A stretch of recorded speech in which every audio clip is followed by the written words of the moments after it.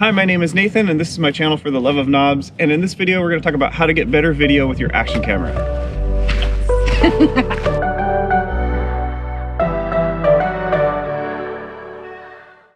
So in this video we're using a GoPro Hero 8 Black and a Sony FDRX 3000. Both of them are set at for 1080p at 60 frames per second at the wide viewing angle.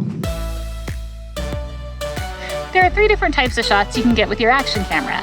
The first is helmet cam footage, where you turn on the camera while you're riding.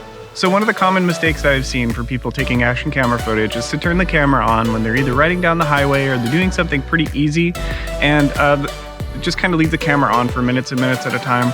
And it can be really tempting to do that because that's when we're thinking about the camera, but really what you want to do is turn the camera on when either the going gets hard or there's something especially scenic happening in front of you, and keep that pace moving. So what I like to do is do 1 to 3 second clips and then time those clips so that the audio is switching at the same time as the video. It kind of keeps things moving along. The second, you turn on the camera and you have somebody riding in front of you. This is a more dynamic and interesting shot. It gives the viewer something to look at while also seeing the scenery.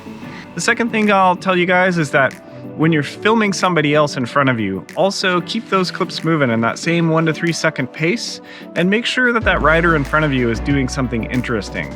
If they're not doing anything interesting, like they're just riding down a highway, it can get a little bit dull. And so what you want to do is keep the pace of the action kind of coming at you. The third type is the most interesting, when you hop off the bike and film your riding buddies as they're going by.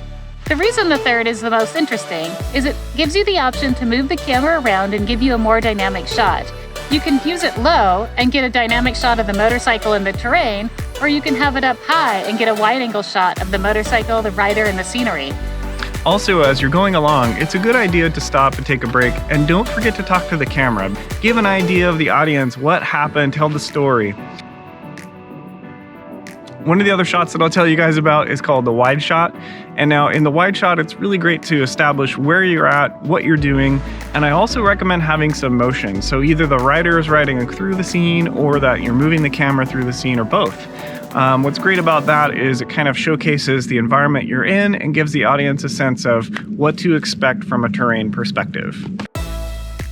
So one of the tips that I have for you guys is about lighting. When you do talk to the camera, it's important to have your face lit fully. Now, half of my face in this scene is lit and the other half is in the shade. So let's go ahead and transition over to full shade, and I'll show you guys how much better the camera is able to pick up what we're talking about here. So if we walk just a few steps over here, we can transition into the shade, and what you'll notice is that the camera is able to pick up more of my expression in my face and less of the sort of washed out bright light on the other half of the face. So one of the other cool shots you can get is actually just setting your camera down on the ground and riding by it with all your buddies. It's a really nice scene that you unfortunately have to go back and get the camera for, like I'm doing now, but it ends up really cool, and it takes a couple minutes, but it might be worth it to capture everybody in the scene. So that's all the tips that we have for you guys on how to film your buddies on an adventure ride with just a GoPro. If you have any other tips for us, go ahead and drop a comment below. We would love to hear from you. Also, go ahead and hit that like button. And while you're at it, if you're not already subscribed, go ahead and subscribe to the channel. We really appreciate it. We're getting closer to that 1,000 subscriber mark, and we would love to hit it. Also, share it with your friends. Share it on social media. That'll also help gain exposure and help us gain our subscribers that we need. So thank you so much, and we'll see you on the next ride.